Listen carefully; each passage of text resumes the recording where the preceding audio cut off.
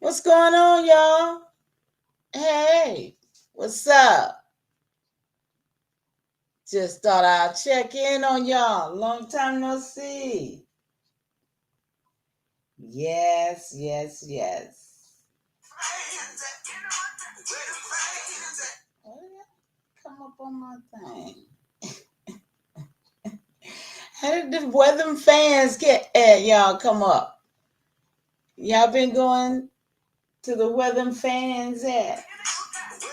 What the world is going on here? Look, y'all. Got my boots on the ground. What? Got your boots on the ground. I don't know how it's on my share, but I was trying to share my live.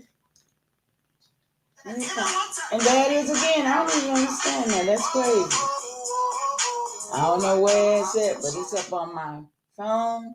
And I'm sharing the live out.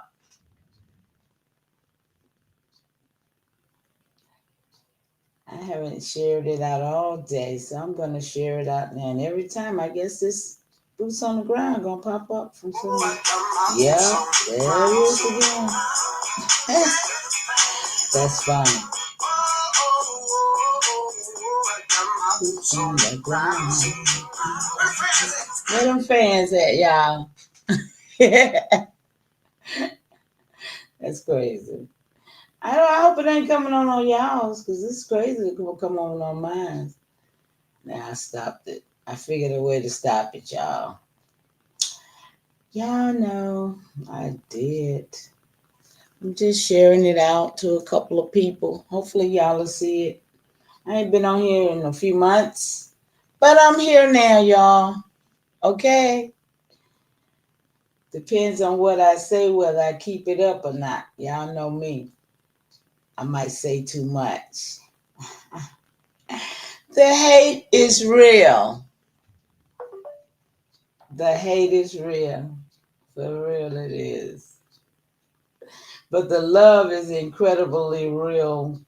Realer than that. Yeah, love. My LUVE is more incredible than the hate. That's for real. That's for real. Yeah. That LUV. I love it. I don't know about that other fake LOV that they give people. Let's see, I'm almost through sharing. Let's see who all can come over and visit with me today before I start on my spiel. I might even play some of Chief Holiday over here and see how he's coming off over there. Shout out to Chief Holiday. Shout out to all the real ones where, if you're real about what you're doing, shout out to you.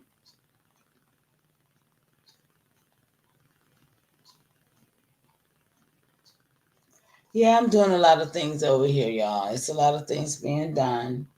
Got to. Nobody else gonna do them. See where Shaq at? I ain't talked to Shaq in a minute either. I haven't talked to anybody, you guys. So don't feel like I deserted you on my platform. It's just that I have other things to do. Yeah. Shout out to them in the bushes as well. Shout out to y'all.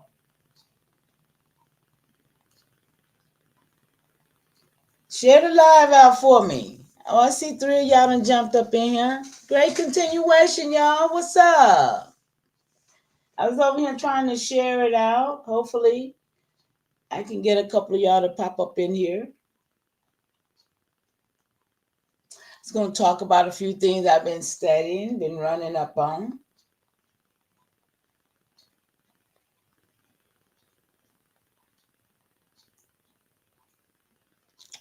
Hope everybody's had a great last couple of months. Milestone thoughts. How you doing, love? Salute. Great continuation to you. I'm so glad you stopped by to give me some warmth and love in this cold, chilly night. It's out there, right? Yes, out there. Okay, y'all listen. Y'all know it don't need but a few people in here with me, but if you share the live out, y'all know my hate is real out here in these streets, but I'm gonna keep on moving and keep doing what I do best. And that's research and share with you guys what I've come up with. Yeah, um, it's a lot going on, you know, and I don't know where anybody stands in it, you know, but we have got to, be about it for real. We really do. We got to be about it. I swear we do. I don't know nothing else to say, but we got to be about it. And I took a picture today. It's probably on here somewhere. I probably end up showing it, where all those people that was down there with Donald Trump and Elon Musk, did none of them look like us? Hey, Alexis. Hey, baby. Long time no see. I know it, y'all. Did y'all miss me? I did miss y'all, and I was, doing a lot of other things, still working, but I decided to come on and chitty chat with y'all a little bit. Anybody want to come up with me? You're more than welcome. And oh, I miss you too, babe, for sure. The hate got real back in December, y'all, and I just decided to get out the way. And I don't know whether y'all been looking, but I've been seeing a lot of crashes and burning. But Mama Chief was safe out the way. Mama Chief know what to do. Okay, been around here too long not to. So yeah, y'all share the live out so I can get at least 10 people up in here to talk to.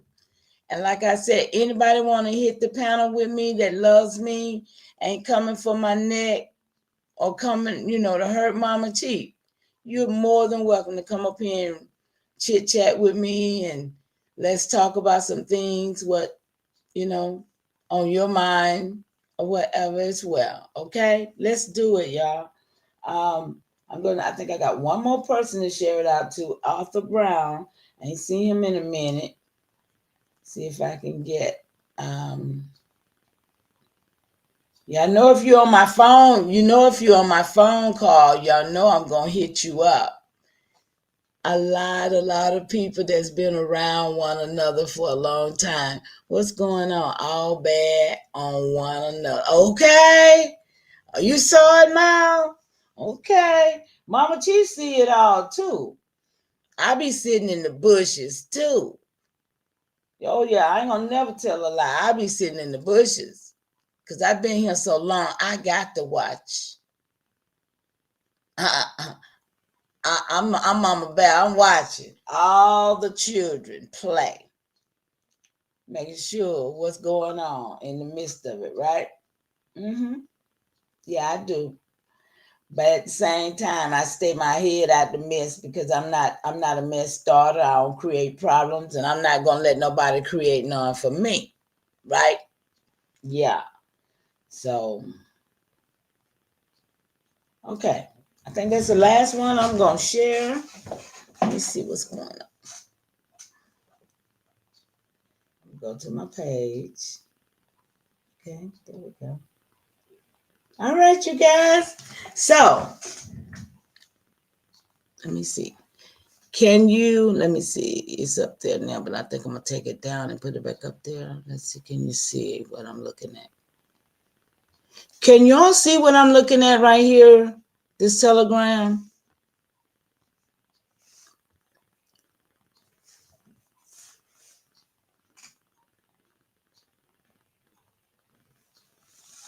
Uh-oh.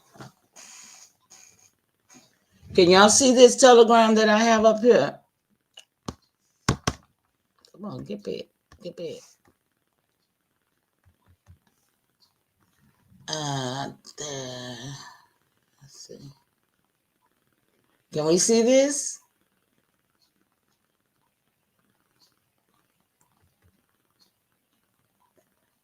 why I keep doing that. Can y'all see that? Wait a minute, maybe I need to take it back down. Remove it and put it back up there. Let's see.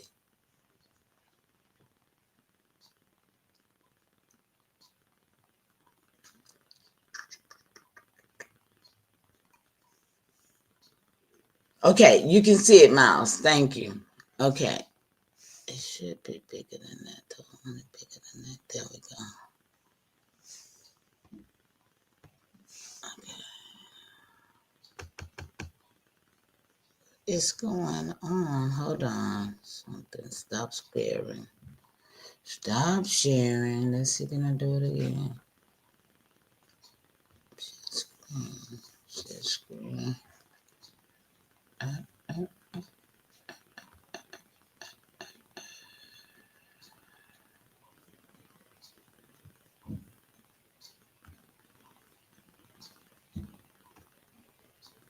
Let's see, y'all. Y'all bear with me. Y'all know I don't know nothing about this stuff. I'm trying my best. Let's see. That wasn't the one I wanted, is it? Oh my goodness, what is that? Yeah, I know. I don't know what I'm doing, don't you? But bear with me, y'all. I got something I want to work with over here. Where is it? No, remove. All this stuff. Stop screen sharing. Okay, let's see.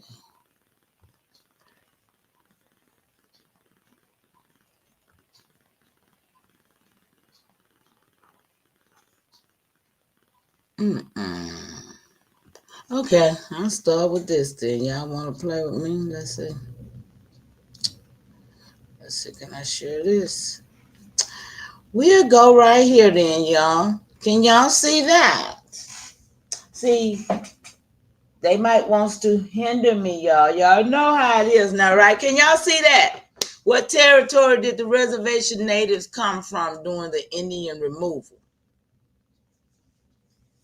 Can y'all see that? Milestone. I just want to make sure y'all can see my screen. Yes, okay. Okay, these some questions that I ask AI, right? According to things that people be done said or something, me and AI have a good time at it, right? So I just want to, let me see where we're going to go at first. It's a lot of questions on here, y'all.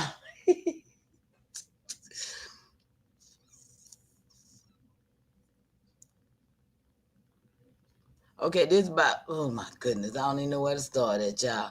The coast of Virginia and the South Carolina and North Carolina is only Barbados slave trade. Huh. These are questions, y'all. Is Guale and Geechee the same people? I know we hear people talk about these things all the time, right? I mean, is that not questions and answers, and everybody is saying, oh, they're the same people. Well, mainstream, well, I ain't gonna say mainstream, but they so-called AI generated thoughts and knowledge tells this. It says no, Guale and Geechee people are not the same. The Geechee people are descendants of enslaved Africans. I heard somebody say that today, that they were the same, who lived and worked on the coastal mainland regions of Georgia and northeastern Florida. They developed their own distinct cultural practices and linguistic variations. On the other hand, the Guale were a Native American tribe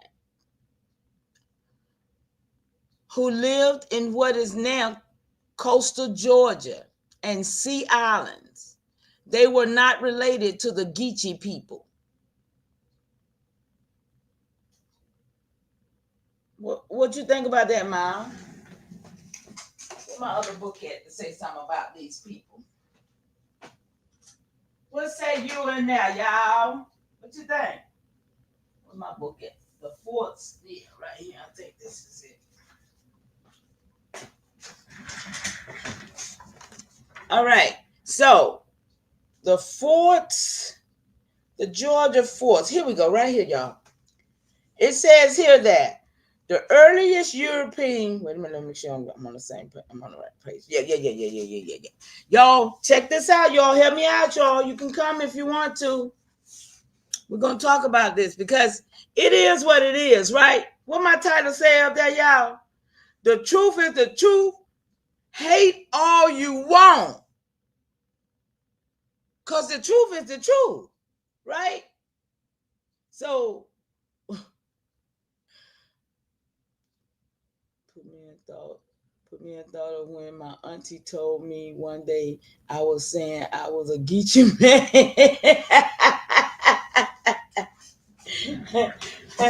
Okay, okay. So let's see here. I got this book, y'all.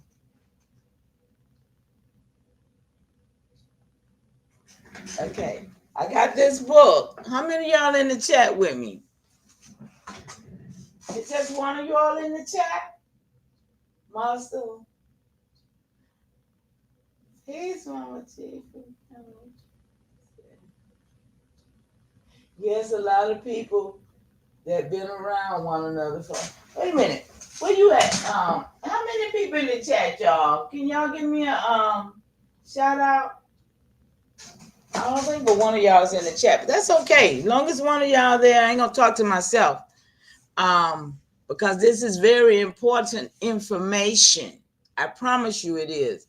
Too many people walk around here and don't know who they is, and at the same time, portraying to be things that they're not. And it's time that we should know who we are. Don't you agree, y'all? I mean, honestly, don't you agree? Okay, so it says that the earliest European, and when they say European, that's the first thing people think about is pale skinned people. How in the world can you just think about pale skinned people in the 1500s? Now, I just showed you up there. I don't know whether you saw it or not, but where King Charles the First was a melanated man. So why, how in the world we getting all these other folks got to be pale skin? Stop playing with me. The earliest European presence in what is not now Georgia was by the Spanish, beginning with San Miguel de Guadalupe, 1526 to 27, where approximately 600 colonists, including a few women and some black slaves and one Indian guide, as well as horses and supplies, for 3 months sailed from Santo Domingo, Hispaniola, in 2 ships under the leadership of Lucas Vasquez de Leon.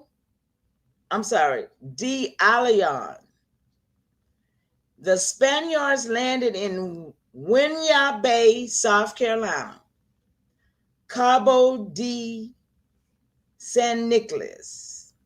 That's what they called it before it was, Cabo de San Nicolas. Repaired their ships and then headed southwest for 40 to 45 Spanish leagues to find a suitable settlement site near or on St. Catherine Island. Only 100 people made it through the winter. Listen, y'all. Only 100 people made it through the winter and several Indian attacks and returned to Santo Domingo the following spring. The St. Catherine Island Presidio, 1566 to 97. Then 1605 to 80 was the earliest European fort, not meaning Caucasian, let's be clear, that protected the Spanish Franciscan Mission Santa Catalina de Guale, 1595, which became the provincial headquarters of Guala, present-day North Coastal Georgia. It was destroyed by Indians during the 1997 Guerrilla Rebellion and not rebuilt until 1605. The Spanish fort was later attacked and destroyed by South Carolina forces in 1680. The Spaniards abandoned the Presidio for Sapio Island. Y'all heard about Sapio Island. The site of the mission Santa Catalina de Guale is on Wamasi Creek. This is where Yamasee come from. There was Wamasi, not Yamasee, but Wamasi. Come on, y'all. Which has been excavated. They excavated Wamasi and made the people Yamasee.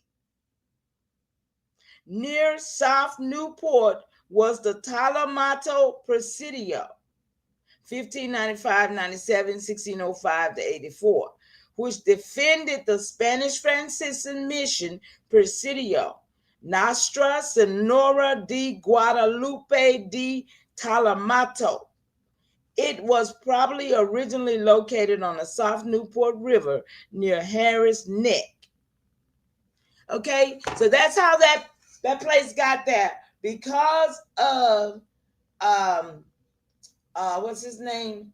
Guadalupe, Santa Catalina, what's his name? Miguel de Guadalupe. Milestone, what you say? Let's see what you say, Milestone. Your phone is about to die. Okay, yeah, charge it up. I'll be here for a little minute. It looks like you're the only one in the chat with me, so hang in if you can. Appreciate you.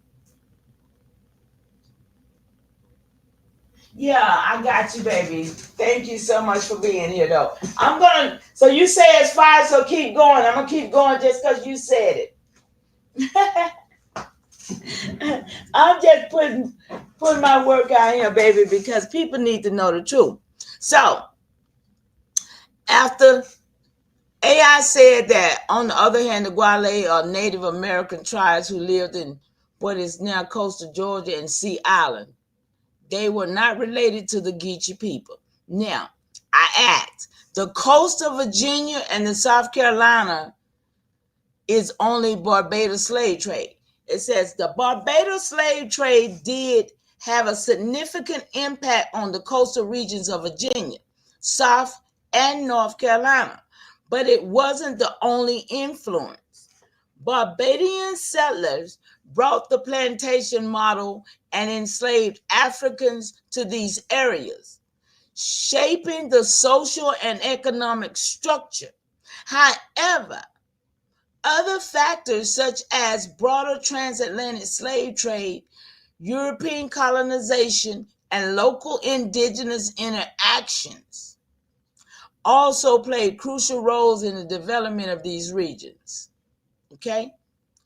Then I said, these Europeans you're speaking of was so-called black people, as Europeans, not so-called white people, did not exist at that time.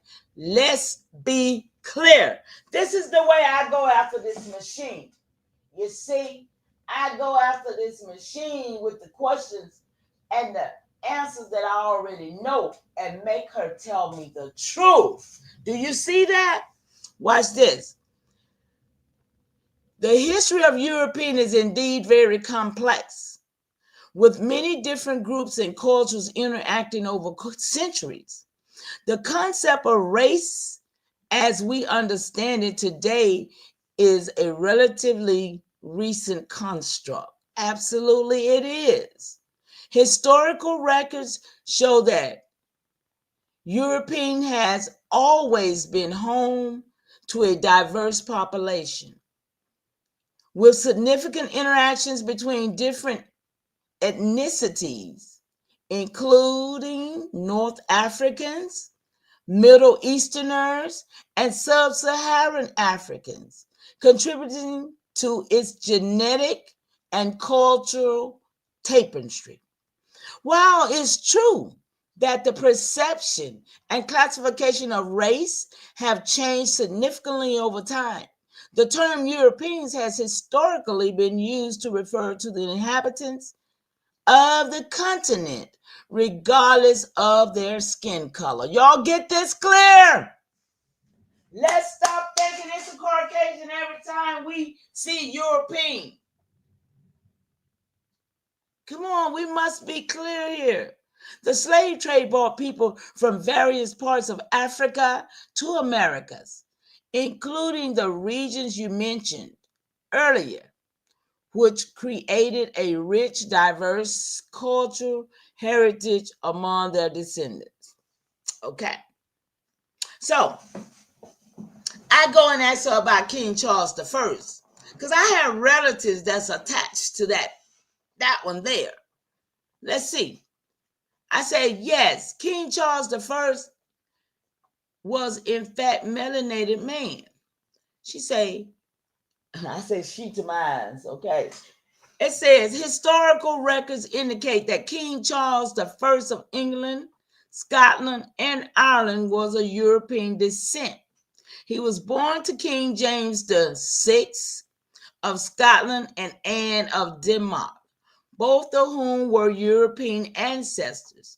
There is no evidence to suggest that King Charles the First was of African descent. See how they use that word so freely, talking about African when I'm talking about 1600. Watch how we go at this, y'all. Just watch how we go at this. There is no evidence to suggest that Charles was of African. I ain't got African nowhere in there, right? And it always tells me it's important to approach historical figures with an understanding of the content and available evidence. Okay. Listen, I'm not playing right here. I asked this question in capital letter. European does not mean white skin. Please be careful. See, I'm not playing with people lying to me no more. Right? Can you see her answer? Absolutely. You're right. I make her tell me I'm right all the time because they be lying to me and I know the truth. Absolutely, you're right. The term European encompasses a wide array of ethnicities, cultures, and appearances. So stop playing with us. The historical population of Europe has always been diverse, with influences from Africa. So why you told me he was not of African descent? When the first thing you're going to tell me is Africa. When Africa wasn't even named Africa in the 1600s. Let's be clear, y'all. This is why I get so excited with these lies that's being told and people study filling them in. All the people on the YouTube, they study just acting like this is not the truth. Africans, Asians, and Middle Easterns contributed to its rich genetic and cultural heritage. Okay, now my next question is, this is the problem. Mainstream lies of color of colonizers when they looked like me, and white is a new concept. It was the status of my royal lineage. My royal lineage, not yours. Right? This is my question. I'm so excited right now. Did y'all hear me? This is my question. This is the problem. Mainstream lies of color of the colonizers when they looked like me. And white is a new concept. It was the status of my royal lineage. This machine goes back and tell me, I understand your frustration. It always tell me I'm frustrated because I stay frustrated with the bullshit, with historical narratives. It's true that history is often written by those in power, and many perspectives, especially those of marginalized groups, have been overlooked or misrepresented. This is the answer, y'all. The concept of race, as we understand it today, is a social construct. What did I just say? That evolved over time, particularly in the context of colonization and the transatlantic slave trade. Y'all know I'm going there, right? The next question gonna be what she just said. The histories of royal lineage, cultures, and people are much richer and more diverse than often portrayed.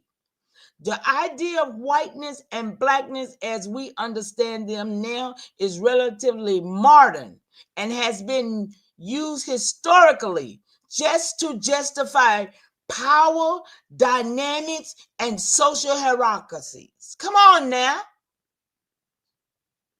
Now, this woman mentioned, this machine, who whatever behind this shit, mentioned particularly in the context of colonization and transatlantic slave trade. Now, I go and I ask, transatlantic slave trade is a total lie because it does not include the so-called white cargo from Ellis Island.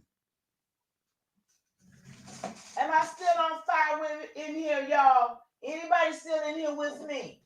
Can I get some fire emojis if you're with me, if you're following what I'm doing? Can you see the screen? I see 4 of yours in here. So shout out to you in great continuation. Now, it's 3 of y'all. But how many of us in here? I hope you're getting what I'm giving you. Okay. Now, my question again was, a transatlantic slave trade is a total lie because it does not include the so-called white cargoes from Ellis Island. The answer was the transatlantic slave trade and migration of Europeans to America, including those who came through Ellis Island, are both significant but different historical events. The transatlantic slave trade involved the forced transportation of African people to the Americas, where they were sold into slavery.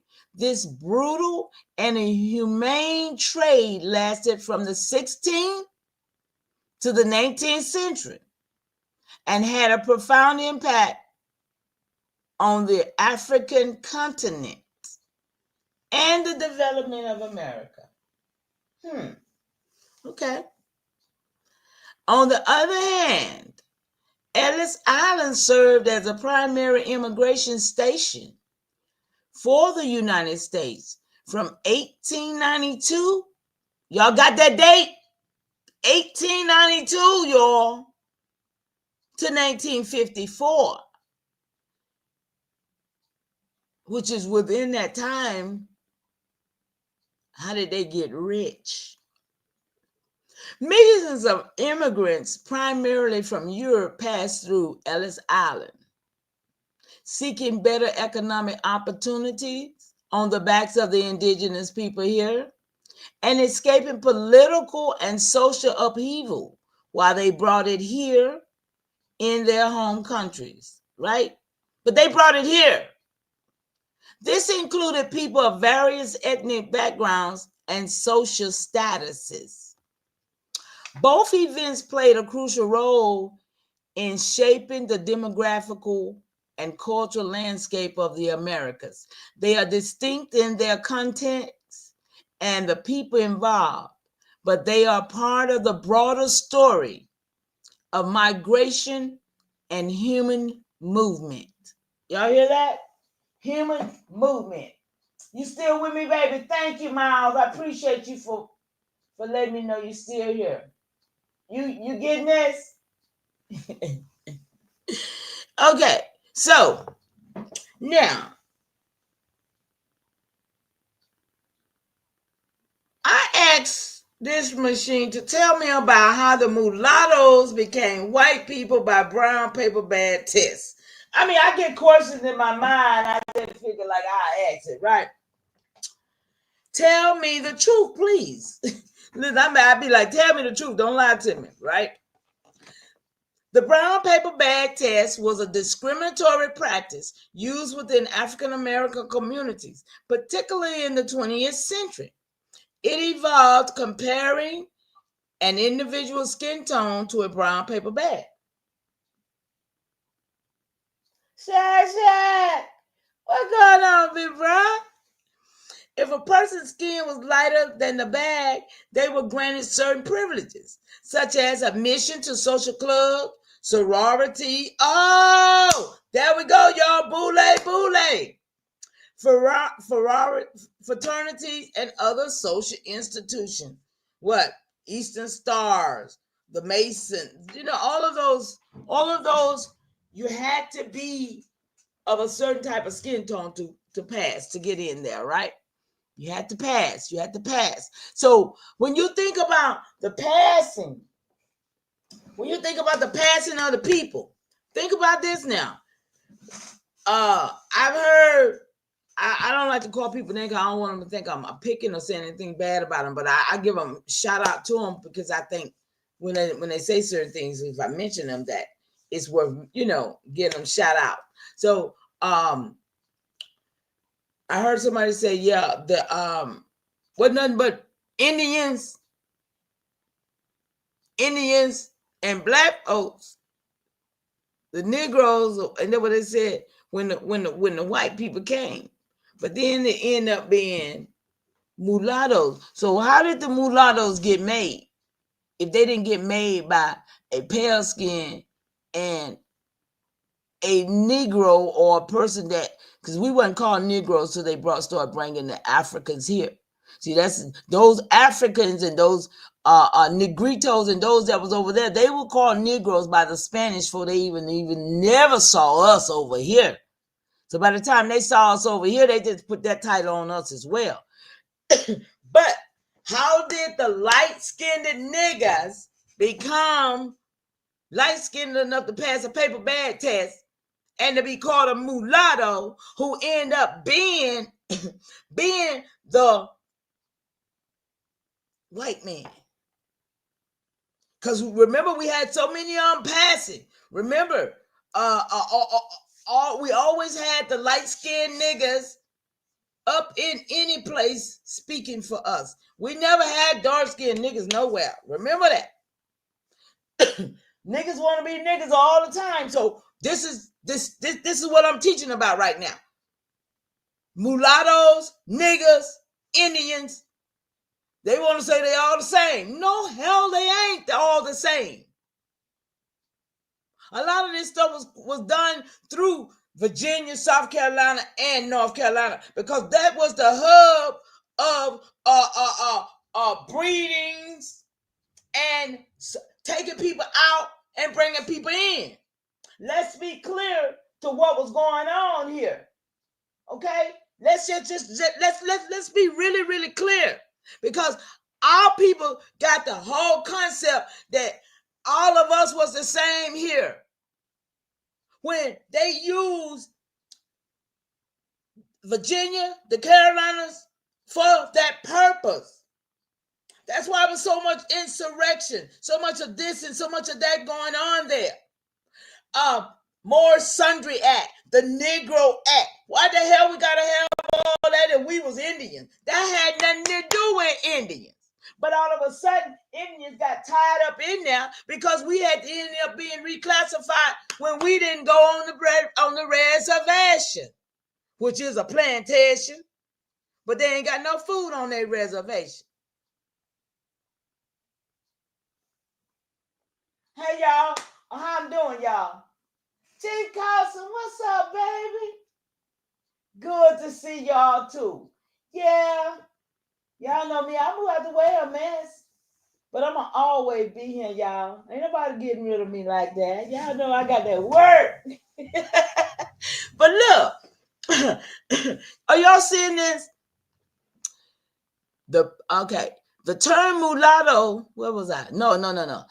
This practice was rooted in colorism, a form of discrimination based on skin color, where light skin was often associated with higher social status and what? Beauty. Beauty. Remember? Yeah. The test was believed to have originated in where?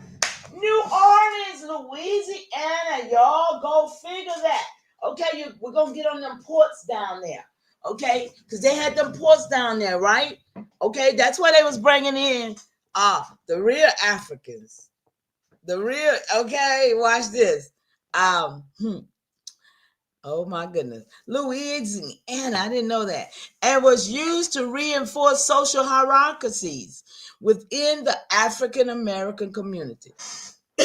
By then, of course, African, yeah. The term mulatto historically referred to people of mixed African, and there they go again with that word European, which doesn't they already done established. It doesn't mean that they were pale skinned. But in this regard, it does. But because they're going to always try to use it interchangeably to keep us from recognizing when the pale skin got here, 1892?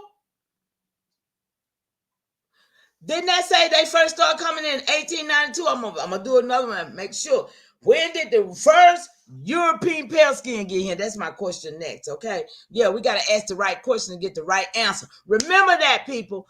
These AIs, they got us out here about tomorrow. Oh, well, I asked AI.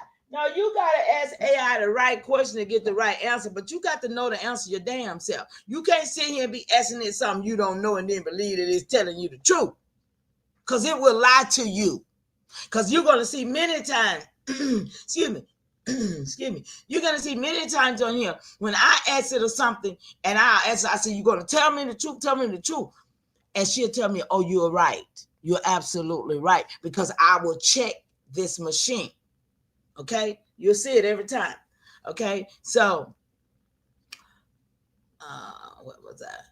Okay. During slavery, mixed races individual often received slightly better treatment and more privileges than those with darker skin, creating a divide within the enslaved population. How about the whole people? I mean, how you gonna say enslaved population when what's the date of this? During the time when they was doing that, we had niggas all over New York and California and Chicago up there. They was some happy dancing niggas. Y'all remember them? Anybody know about them niggas I'm talking about? Them was those sellout ones. Those was the ones who had them to ride, and they made us down home feel like, oh, we can do it too. That was the whole purpose, to have them, because they would always holler, oh, black this, or after, make you feel like when they ain't getting the same privileges or being treated like you. After slavery was abolished, these social hierarchies persisted, and lighter skinned individuals continued to enjoy greater opportunities and privileges. The brown paper bag test was one manifestation of this ongoing colorism. It is a painful part of history. This is a machine. But understanding it helps us recognize and challenge the lingering effects of colorism and discrimination today. Okay, here go my question. The lighter skinned individual who enjoyed those privileges as white, right?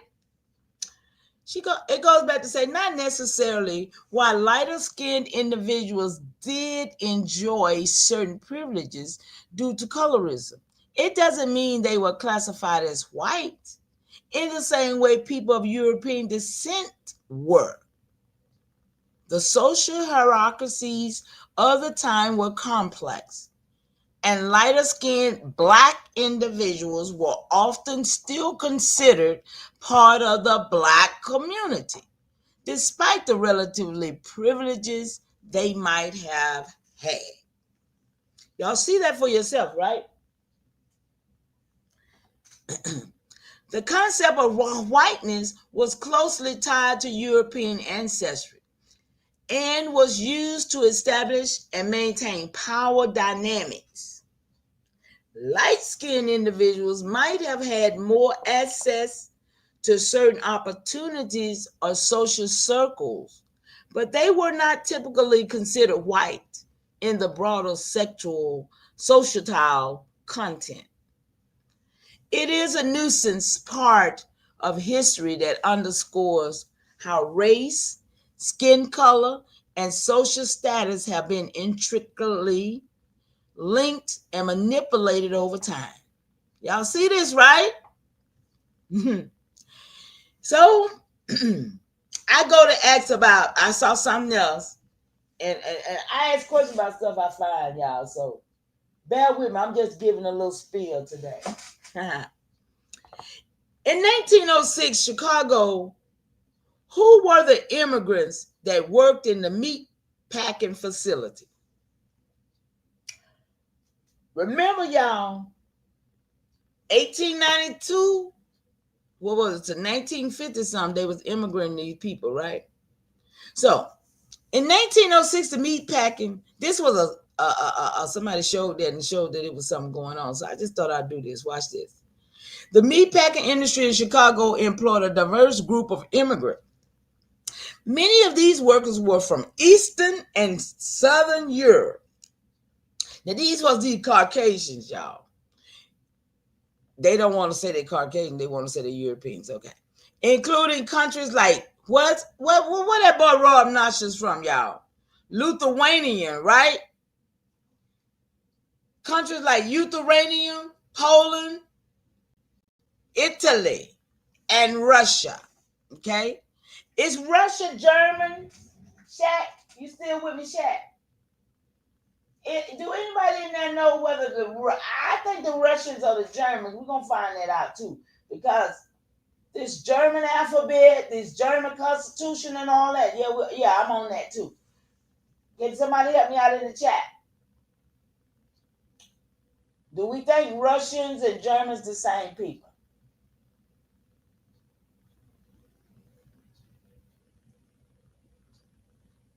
Come on, y'all. There's three of y'all in here. Help me out so I can keep talking. Y'all know once I get a roll, I'm on it. I know Chief Holiday on, y'all. I ain't gonna be on long, y'all. I'm gonna let y'all go over there. Because I know y'all want to go over there. Shaq, holler at me. Colston, somebody? Then none of my sisters come on.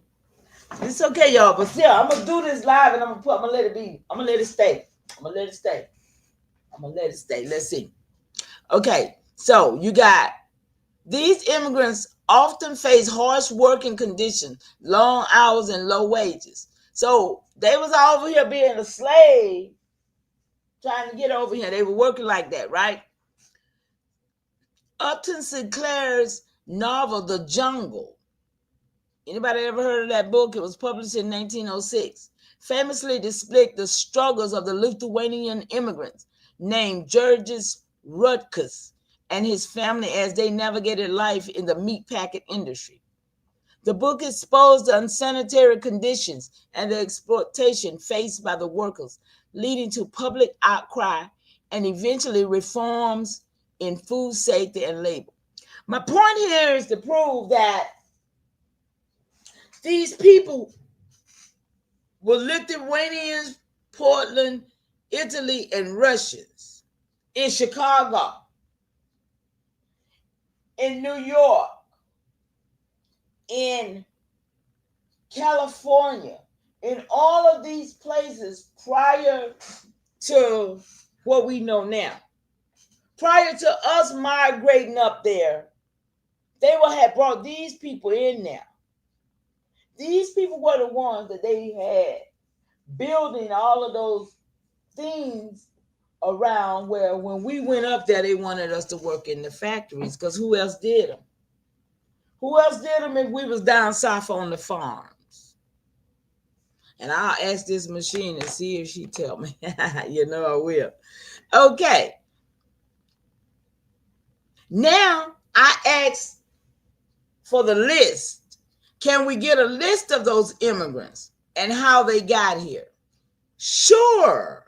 Here's a list of some of the immigrants groups who worked in the meatpacking facility in Chicago in 1906, along with how they arrived in the United States.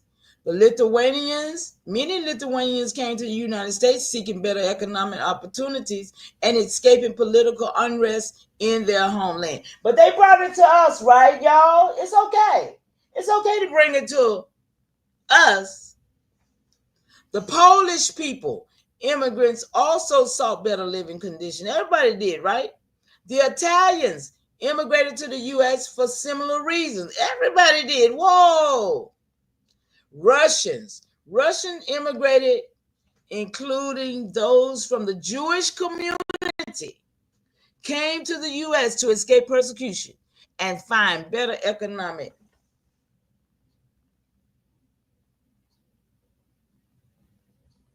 Hold up.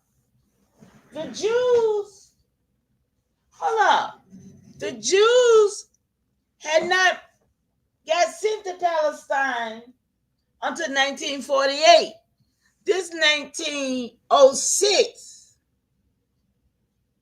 So I wonder where those Jews came from. Anyway, I'm gonna have to find that out. Where them Russian Jews right there come from. Okay, so they arrived. The arrival message was passenger ship. Most immigrants arrived by ship, traveling through ports like Ellis Island, New York, before making their way to Chicago. Railroad. Once in the U.S., many immigrants traveled by train to reach industrial cities like Chicago. Chain migration. Some immigrants followed family members or friends who had already settled in the U.S., creating network that facilitated their migrations. Wow. These immigrants faced challenging working conditions and long hours in the meatpacking industry, but their contribution helped shape the culture. They always want to talk about a contribution. They always want to give us some contribution that somebody made to our well-being. I don't get that. So I say, okay, what about the Slavics? When did they get here?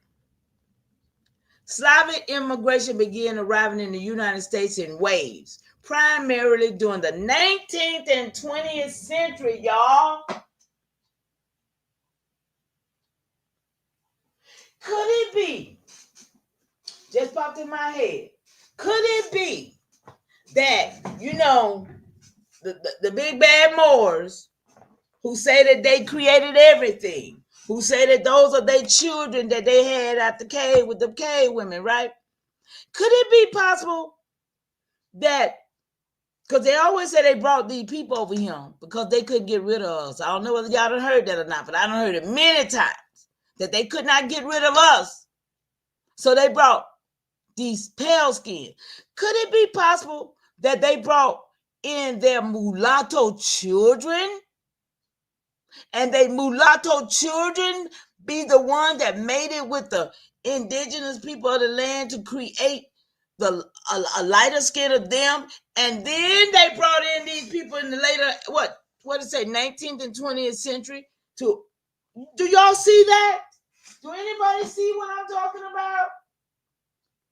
I know I have a good I know y'all see what I'm saying. They brought over the mulattoes Those that could pass. Those were their babies. Those were their children. But these pale skins here, these Slavics, they didn't get here to the 19th and 20th century. Hell.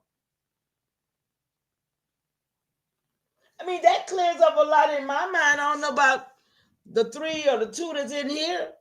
Hell, but it's millions out there now. They on live every night, confused with who the hell everybody is, and it's a shame.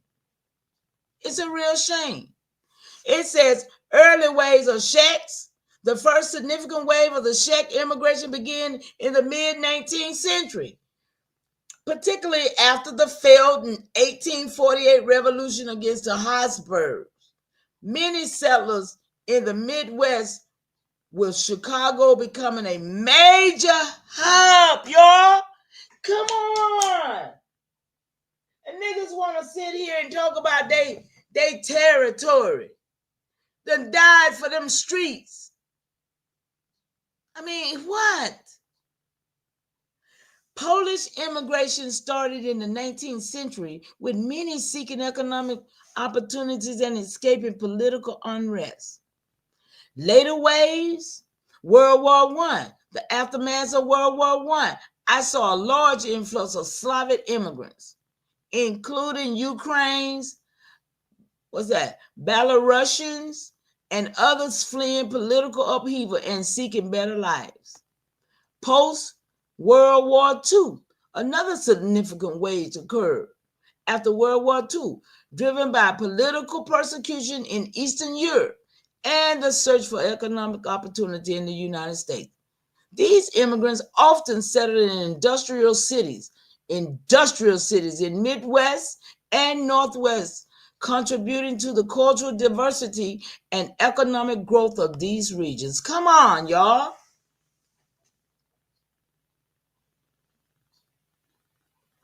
Y'all,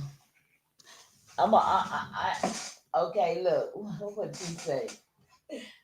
Oh, y'all, it's good to see y'all. I ain't gonna hang long. I just wanted to put this out here. Let me see. I'm gonna get to my little German stuff right quick because I'm leaving this on record. This is on record. The truth is the truth. The truth is the truth. Let's see what my. Let me see where is about my German.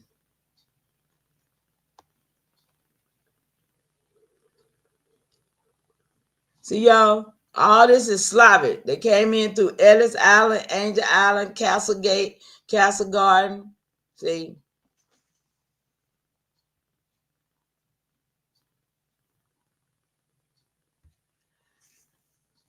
Oh, okay. Let me see. Ain't nobody up here with me, but I'm still going to do this one right here. I'm going to put this German stuff on here. Let me find it right quick. My stuff ain't in no order here. The first thing on the first list. Okay.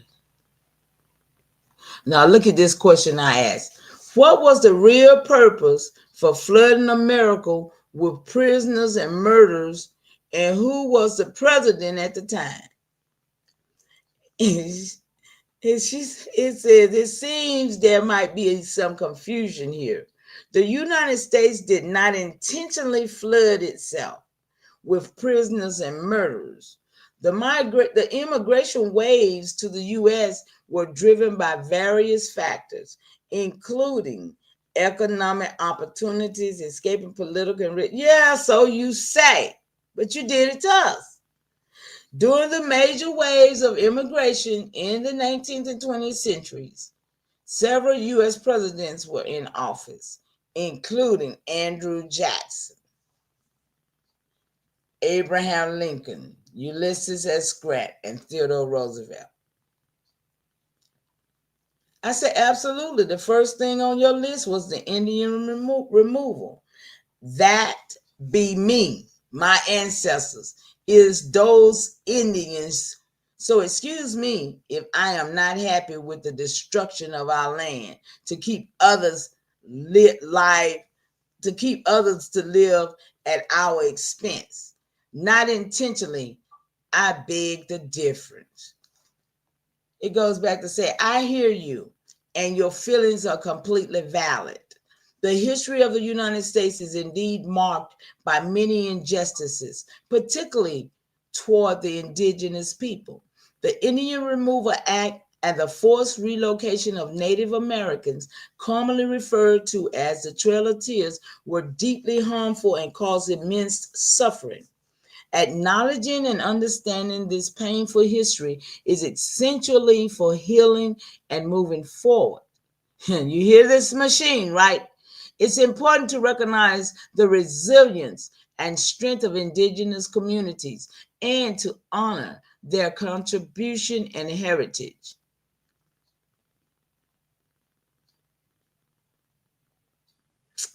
Yeah, yeah. I'm going to shut it down right here. I just wanted to leave this. I still want to do my German stuff. I'm trying to find out where it's at. Uh, let's see.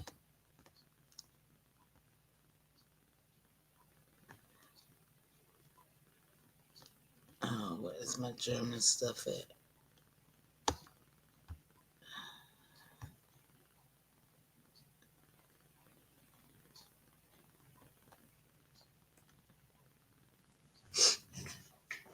Yeah, I got some stuff on here about the German Constitution. I kind of wanted to go over while I. Okay, maybe it's on the other page. Let's see here. Hey, y'all.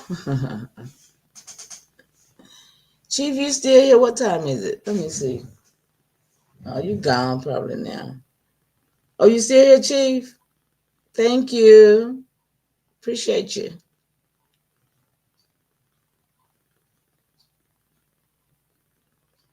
Who's coming here as prostitutes? My son, you still here? Oh, it's four of y'all still here. Oh, that's awesome. Let's see. Um,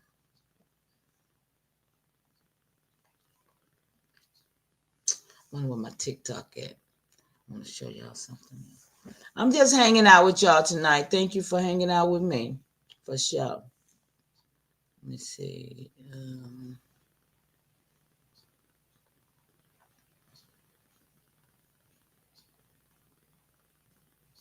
Share. Let's see which one I got.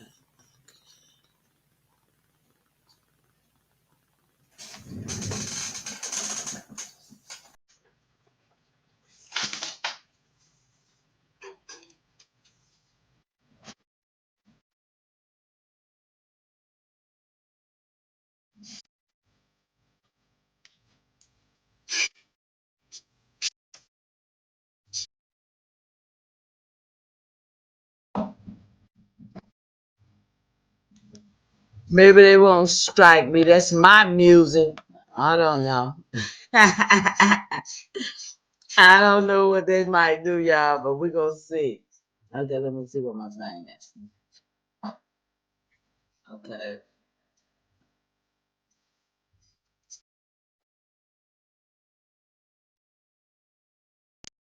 Oh, yeah. Oh, wait a minute. Hold on. Hold on.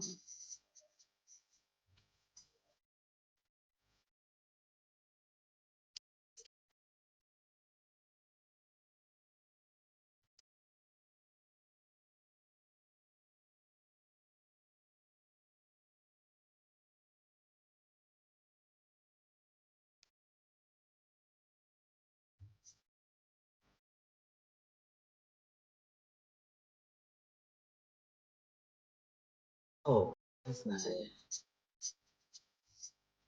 This one. Okay, y'all, can y'all see that?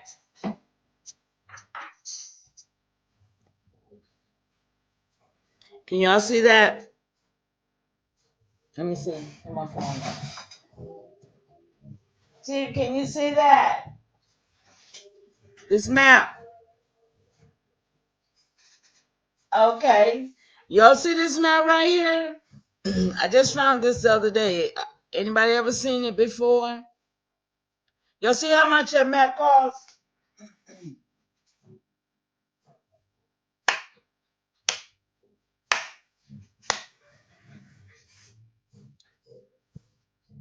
As long as y'all hang in here with me, I persevere. Y'all know I don't.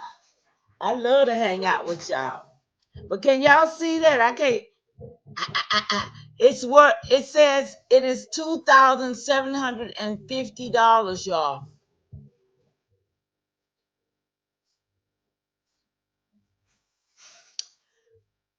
This map, y'all see right here? Y'all see that? Look at that. Is it big enough? Can y'all see that? You ain't seen that before. I just saw it from the other night. See? Y'all see what that say? Indian Nova. Let's see. I don't know. Let's go. Let's go down here and see what it's talking about. What it says here, y'all. Genuine antique map. 1633 circa. Marker the Mercator.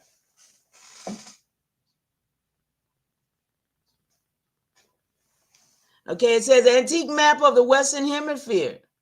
Originally made by Michael Mercator in 1595 and published at various times. Michael Mercator was the grandson of Gerald Mercator, the well-known cartographer. This is the only known map that Michael Mercator ever produced. The printing plates were purchased by Jodocus Hondius in 1606, and he reissued the atlas from Amsterdam.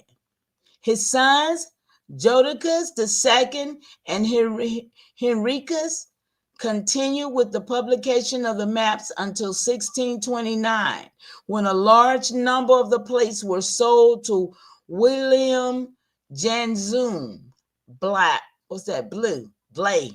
Blaeu. We believe this map to be from the 1633, 1635, and 1639 edition of the Atlas Pars Altura.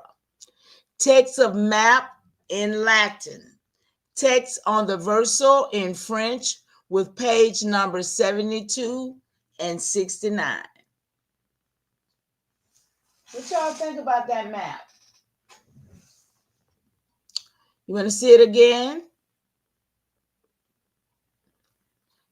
It says that this map amply reflects 16th century knowledge, theories, and suppositions regarding the New World. Naturally, most of this new knowledge was coastal, and configurations of any large areas were greatly hampered by the lack of the sound means of determining longitude. A few of the most famous theories are still present. A large inland lake in Canada, two of the four islands of the North Pole, a budge to the west coast of South America, and the large southern continent burden, California, is correctly shown as a peninsula, and the Mar Dulcinea Aquarium probably reflects the first hints of the Great Lakes. Small rondels depicting Cuba, Haiti, and the Gulf of Mexico rest amid a decorated border of cornucopias and acanthus leaves. This map has been archival cleaned, deactified, and backed. Some small vestiges of its original color remain, and this map could be hand colored by our professional colorists for an additional cost. Very good overall condition. Oh, they selling this baby, ain't they? That's a sale kit. They selling this map. They said they can paint it up and everything for you guys. Look. But this is the map again, you guys. America, What's that? India Nova. So they say that this place wasn't called India, when it was in fact India Superior, from our understanding, right? Just wanted to share that with you guys. There goes some more maps. Look, chart of the world. This one is 50. That one's 150. 1860 map of the world. Ooh, they got one for 5,000, y'all. Let's see what that one is. Wow, look at that one. 5,000. Y'all, look. There go Mexico right there. Look. You see it, T? I've never seen this one either. What does this say? North America. Look at that, y'all. You see it? $5,000, y'all.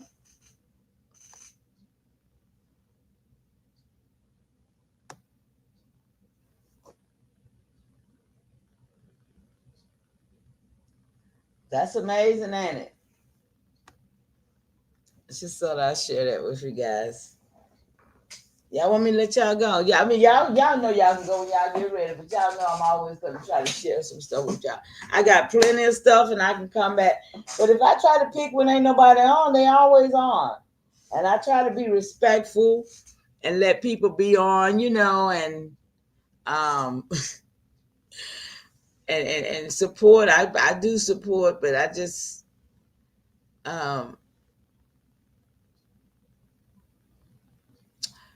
for as let me see what else I got here.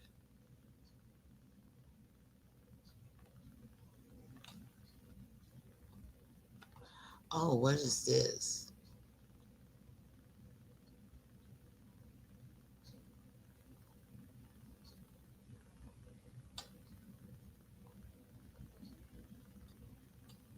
Y'all, I got a lot of stuff to deal with over here. So where y'all at? It's three of y'all up in here with me. Chief, you didn't tell me about that map I was asking you about.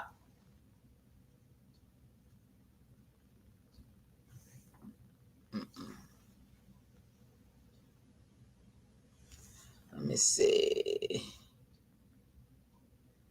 Guyana Americans. What y'all want to hear? List of slaves. Okay, let's see this one. Let's see what we got here.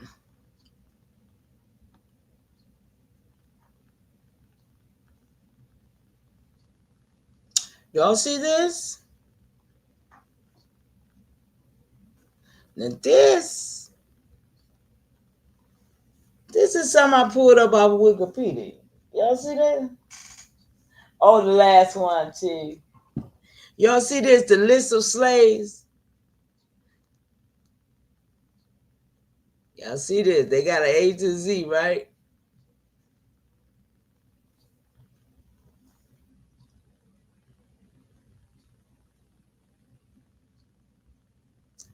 Let me see what some dates is.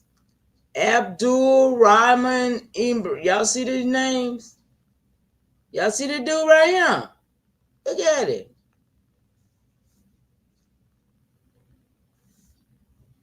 Let's see what it says about him. It says Timbuktu. Timbuktu. He from Timbuktu. And he died in Liberia, known as an American slave. Y'all see this? Can y'all see this? It's three of y'all in the chat with me. Can y'all see this? This is supposed to be Ibrahimu. Somebody, can y'all see it? He's from Timbuktu. And he died over in Liberia. So, no, I was finna go somewhere thinking that he was one of those that went back to Liberia, but no, because that was 1829 and they didn't go to Liberia till 1900s. You see? So that lets me know that people was in Liberia prior to them sending our people from here to there. Right? Remember, they said they sent, in 1920 something, they sent Joseph Roberts, who has the same last name as my father. They sent them to Liberia, so-called to colonize Liberia. But if that be the case, this man died over there in Monrovia, Liberia in the 1800s. Okay, so that means I got to find out when was Monrovia, because Monrovia is supposed to be named after uh, President Monroe, right?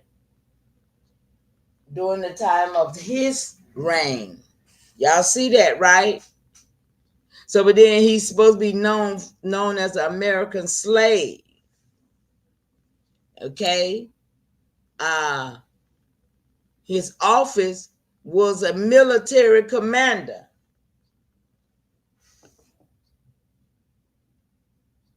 Okay, T by Monroe. Okay. Okay, and the word Amir, I know y'all done heard people call themselves Amir, their name and all that, right? Oh, absolutely. Absolutely. They name these people after these presidents and stuff, these towns, these cities. Every city got the same names. All of them, they redid it. They did it like that. But look, Emir, or as translated as Amir, is a word of Arabic origin that can refer to a male monarch. Okay, see, he was a military commander. He was a male a monarch, but yet he was an American slave. Y'all see this? It says high-ranking military or political office or other person possessing actual or ceremonial authority. The title has a history of use in West Asia, East Africa, West Africa, Central Asia, and South Asia. Did that anything to do with America? No. And Amir means a prince. Because this girl had told my grandson that was his baby, and she named that baby Amir. And I told her then and there that was not an American name. It was not an indigenous name for no baby in my family. You see what I'm saying? So, yeah. So that was his office, but yet they're saying that he's known for being an American slave. But he wasn't born in America. He didn't die in America, but he's known for being an American slave. Did anybody get that? There go his father's name. And his father was a Fula leader of Imamati of Futa Jalon in what is now Guna. What is it? Ghana, not Guyana, but Ghana in West Africa. Okay? So his father's a Fula leader. So they're trying to say he was taken from his father and brought to America as a slave? Let's see. Y'all want to see about this? Let's see. Huh? Thank you for coming in, y'all. The four that's in this chat. I really appreciate y'all lending your ear to the information that I study and find out, okay? How about that snow? How about that rain, y'all? Y'all want to know about how they making that? Oh, yeah, I got that information too. I done found out all of it is fabricated, man-made. Okay, I'm gonna do this, and then I'm gonna go find that on the weather, because that's one thing I did want to do. Oh wow, look at this! Look at this! Abdul Rahman Ibrahima. That's Abraham. That's Abraham, y'all, in Hebrew. Okay, was a Turobi. Wait a minute. A Turobi singular Turoda were a Muslim tutelar clerics, and a theocratic monarch who preached and reigned in Futa Torah, a region located in the north of present-day Senegal, and other Fula communities in West Africa. Well, that fits because his father was a Fula, come on, leader. Okay, West Africa from at least the 17th to the early 20th century. Okay, so do you see that this man was any kind of way of American slave? I mean, it's for y'all in here. I know I got some intelligent people up in here. And we not here to take that bullshit. That man ain't no bit of a slave than I was or my family was. I mean, it's right there. It's right there. They're going to sit and tell us all these lies. Look at this. When he was age 5, his father removed the family from Timbuktu to Timbo, now located in Ghana. And there in 1776, okay, 1776 is a very important time frame for us too, right, y'all? Ibrahim consolidated the Islamic Confederation of Futa Jalon with Timbo as its capital. Now, he told me this man did this. How was he a slave? Eventually succeeding as an alma mater. An alma mater? What's an alma mater? Was the regnal name of Tukula monarchs from the 18th century through the first half of the 20th century. It is derived. So when did you was enslaved? Arabic al-Iman means, Iman means leader. Muslims. And it has since been claimed as a title of the rulers of other West Africa. Y'all see what I'm saying? I mean, y'all always been very quiet in my chat. We're going to have to wake y'all up because, I mean, this right here is ridiculous for what I'm looking at.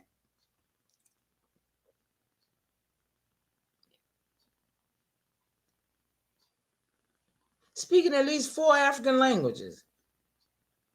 Bambara, Fula, Mandinka, and Yalanka, in addition to Arabic. What? On returning to his homeland in 1781, from where? He became a member of his father's army, being made a regimental commander. Amir, okay? That's it. For a campaign that conquered the Bambara. In 1788, he was given command of 2,000 cavalry troops for a man. This ain't no damn slave. Wait a minute. Hold on. Let me keep reading. To see where he got captured at, y'all, because we got to read this. What you say, Chief? Yeah, I've never heard of him. I wonder why. The Pan Okay, we got a whole slave ship. Okay, let's see this. Okay, let's keep reading, y'all. Let's see where he became a slave at, because I can't stop right now. On returning to his homeland, 1781, he became a member of the... Okay, I read that. Okay. In 1788, he was given... Okay, I read that. Okay, hold on. He was given the 200 cavalry troops for a campaign against the Hebrews. Hebrews, could that be the Hebrews? Let me stop. Who had been harassing the European ships that carried out the Fulani trade in war, captive slaves, and the crops to sustain during the Middle Passage. Okay, y'all hear that, right? Though he initially defeated the Hebrews, they later ambushed his cavalry in the mountains, and refusing to flee, he was shot, captured, and enslaved. Y'all, here it go. At the time of his capture, he was married, having had a son, who In 1828, was serving at, wait a minute, he got captured. He got captured in 1788, but he done had a son and a wife, and by 1828, his son was in the military.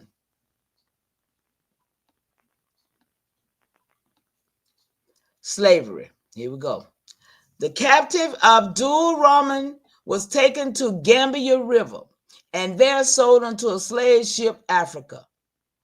Reportedly from 2 bottles of rum, 8 hands of tobacco. Ooh, this sounds real now, y'all. I heard these stories before. 2 flocks of powder and a few muskets. Transshipped via Dominica to New Orleans. Oh my goodness, you hearing this, Chief? Whoa! I wonder why ain't nobody talk about this too. He was then taken upriver to Natchez, Mississippi. Oh my! Where he and another enslaved person was sold to Thomas Foster. Oh, I got some names, Chief. For about $9.50. Y'all know I don't read this stuff. I find it, but I read it with y'all. So I'm just I don't know what's going on. Thomas Foster for about $950. There, after an early abortive escape attempt, he labored for more than 38 years before gaining his freedom. On Christmas Day, 1794, he married Isabella, another woman that Foster enslaved, and eventually fathered a large family of 9 children. Isabella would join the Baptist church. Wow, this is a good one, ain't it, Chief? Nobody else responded to me, so I can't talk to y'all. But Chief, thank you for responding. Wow. This is Isabella would join the Baptist church by 1797.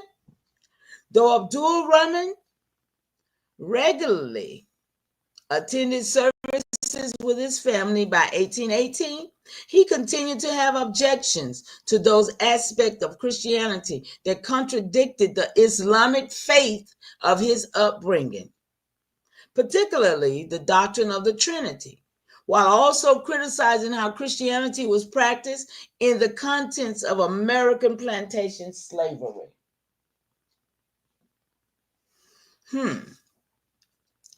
Being respected by the other enslaved people on the plantation and viewed as loyal and trustworthy, he showed an aptitude for managing cattle and supervising other enslaved people in the growing of cotton.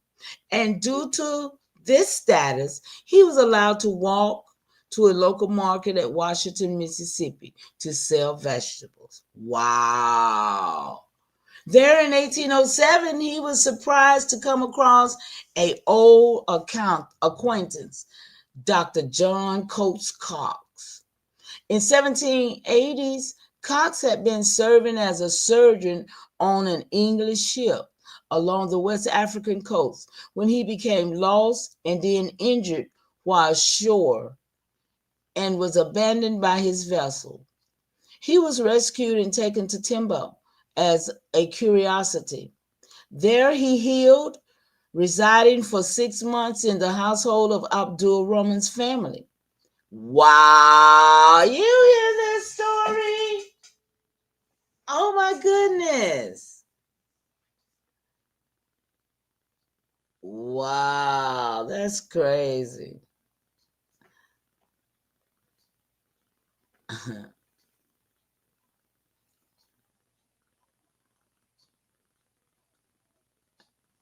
That's crazy. Okay, so what was that? Cox then offered to, wait a minute, I missed something. There he is.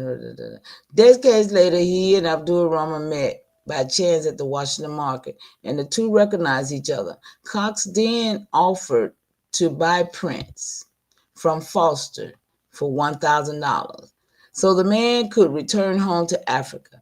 And Cox even recruited the governor of Mississippi to his cause. However, Foster would not sell, viewing Abdul Rahman as indispensable to the plantation, mainly due to his positive influence on the other enslaved people. Whoa! The doctor continued to seek Abdul Rahman's freedom to no avail until his death in 1816, and his son William Rosens Cox again offered to purchase and free Abdul Rahman, but was likewise rebuffed. In 1826, at the encouragement of local newspaper Andrew Marschalk, another foreign name, Abdul Rahman wrote a letter in Arabic to his family, and this letter was forwarded via United States Senator Thomas Reed to the U.S. consulate in Morocco. In Morocco, you hear that? Whoa. Because he was Muslim. He's from. The consular shared the letter with the Sultan al-Rahman II, who asked that U.S. President John Quincy Adams, and see, this can be verified, right? This is a story that can very well be verified, right, Chief?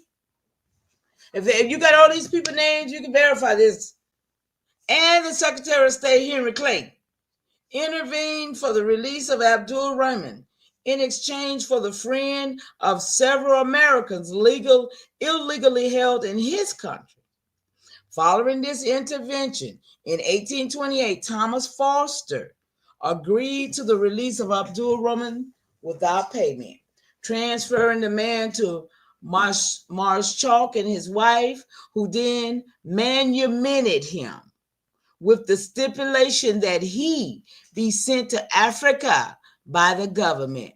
Foster also allowed Marschalk to purchase and free Isabella at a discount price of $200, raised from the citizens of Natchez.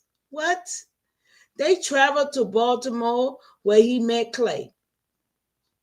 We talking about Henry Clay, the Secretary of the State.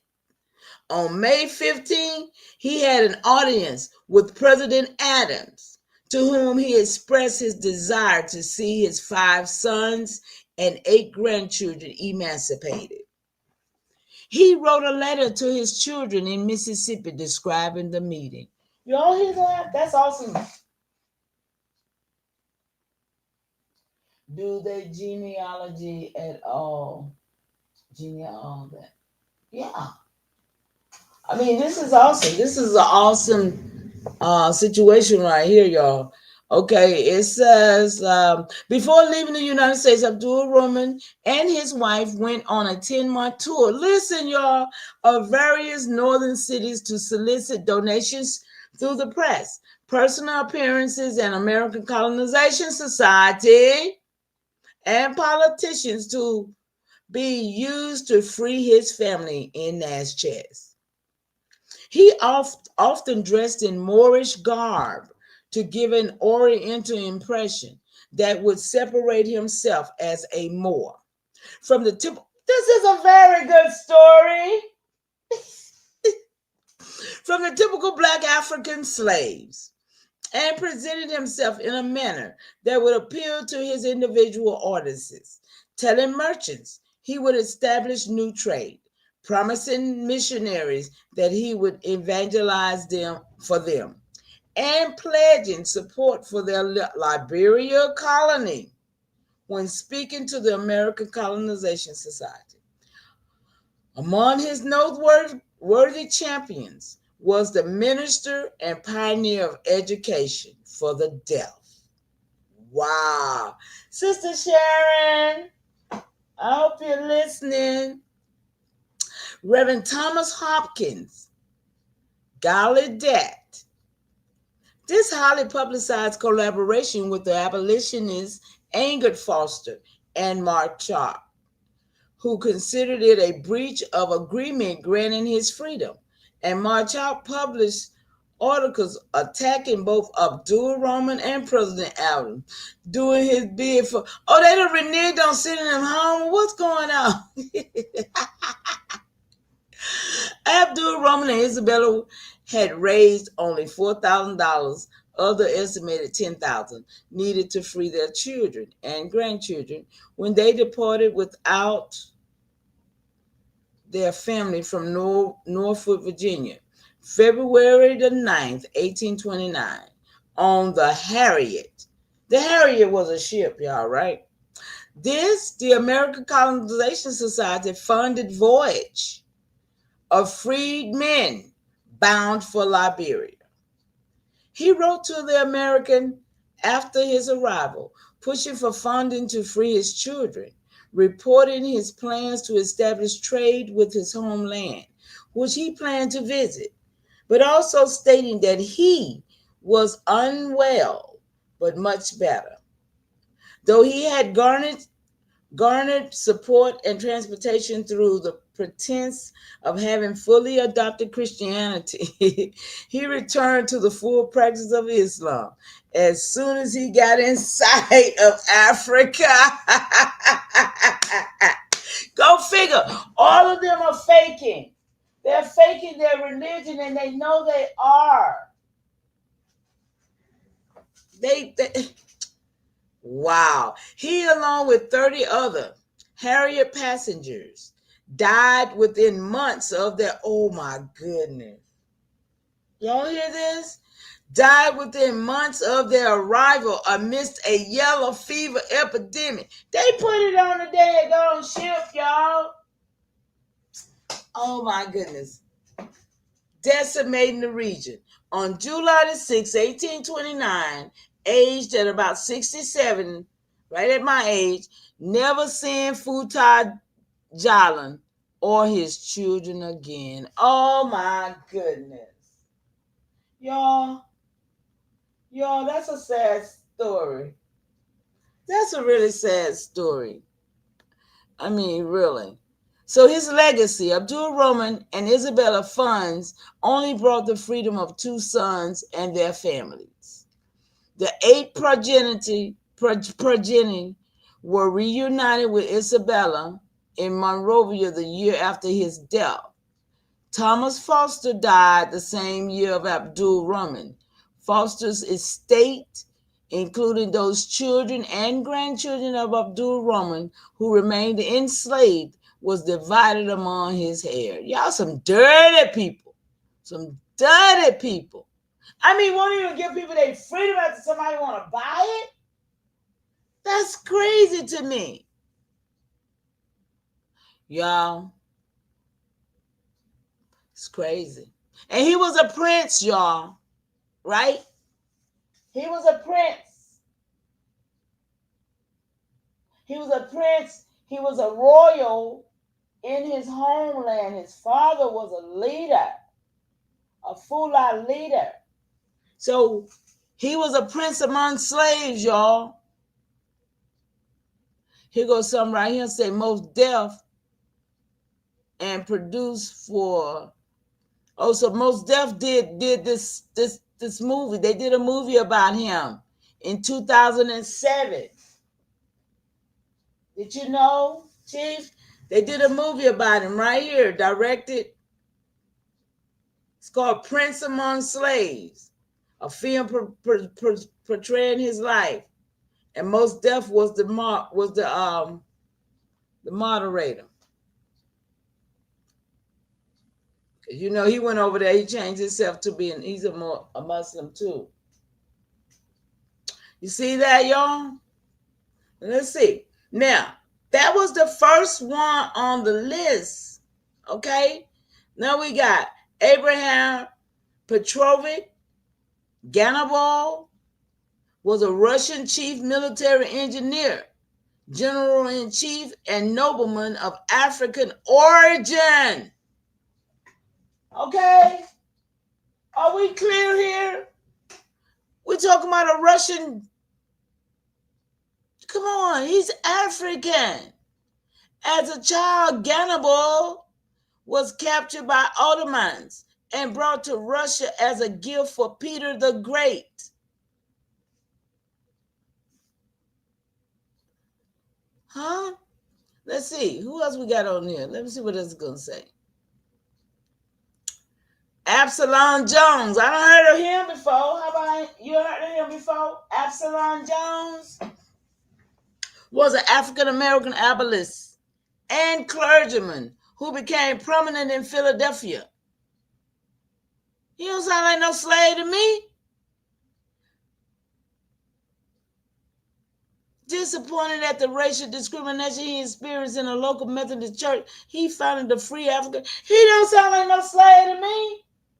They ain't said nothing about this man being a slave in 1787. What's going on, Chief? What's going on over here? I got a list of supposed to be slaves right here. He's the first ordained black priest of the Episcopal Church. Oh, no way. Oh, my.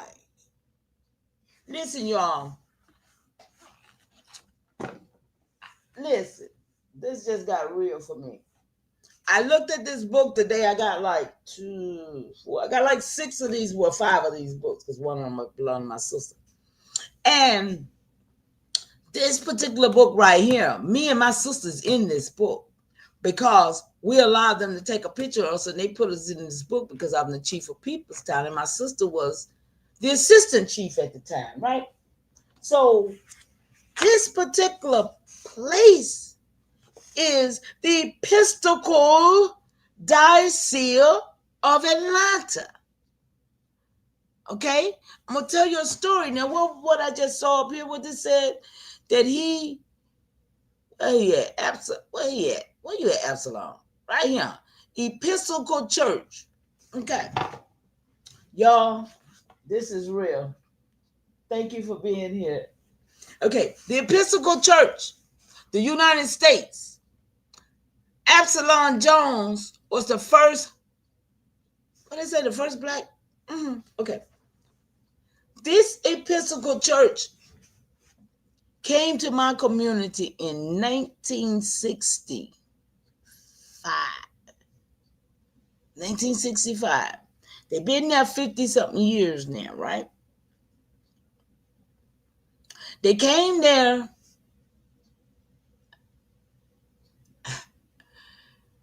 I don't know. It was like we were poor. Okay, this is what I remember as a 10-year-old. We were poor. The white man had everything. And they was like trying to help us. This is what it was being portrayed in our community. They, not knowing that they had bombed us and took from us and made us that way. Me as a 10-year-old little girl, I had no idea. But this church came to our community, and I tell you, it's still there now. And the leaders of it is people like Bill Gates and all them people, because they still trying to get us out of that particular community. They've been there that long, and we still hold it down. We're still holding it down as Freeman land, right? But they done tried to gentrify it and move people around and all that. But my point is that when I was 10, they took us to Jekyll Island. Who knows about the monster? What is it? And they called the monster created at Jekyll Island, Chief? So these people took a plane full of little Indian children on an airplane to Jekyll Island. They took us on a cruise. They took us to Rich's, a department store that we couldn't go in at the time, but we could go in with them. They took us there and bought us clothes that for 7 days, everything, bathing suit, panties, everything we needed, they bought it for 7 days. And our parents, I can't believe my parents let me go with these people at this time. I think about it now, I was like, I don't know how many children got missing or whatever at that time. I don't know how many did. I just think everything was good because we didn't know any better. But now that I think about it, they took us to Jekyll Island without our parents. This Episcopal church is around a lot of places, y'all. Maybe we should do some research on it since Absalom Jones, you know, I know I am anyway. I am because I'm invested in it because of my experience when I was 10 years old being involved with these people, and they was priests and nuns, okay? They were these angelical priests. They wore these black and white. The nuns wore those hats on their heads, and every day it was a place for us to go. They had games, food. It was like I said. I think it was the fact that they know what they had did to us, and they was there to act like they was God in the midst of us. You understand what I'm saying? They was God in the midst of what had happened to us, and they've been there for all these years, supplying food, supplying help. Because it's 501c3, right? So they've been there for the community for all of these years.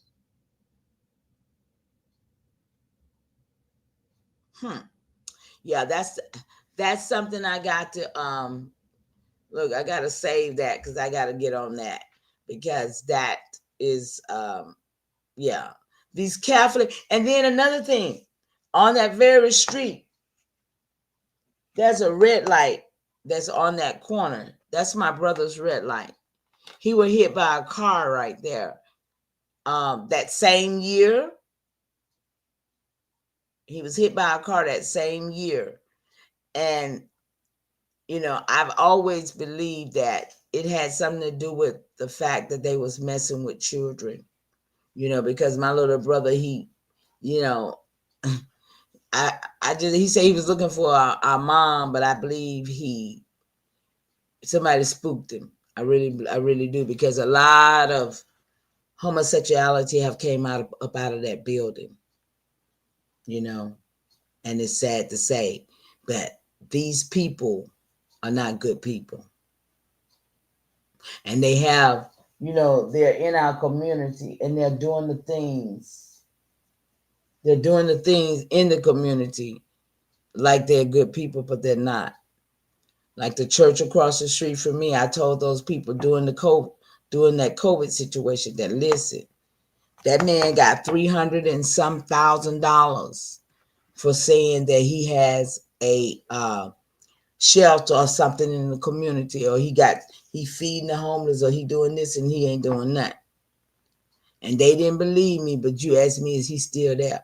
He got that money and got on. He got that money and he got on. But y'all, I'm going to get out of here. I think I done covered enough to let y'all know I'm still here working it out. Listen, I still got that German. I'm going to have to set this stuff up so I don't have to look for it. It stressed me out when I have to go and look for something. It made me feel like I'm lost. So, but I'm going to try to set it up on a page where I can go straight to the stuff I need.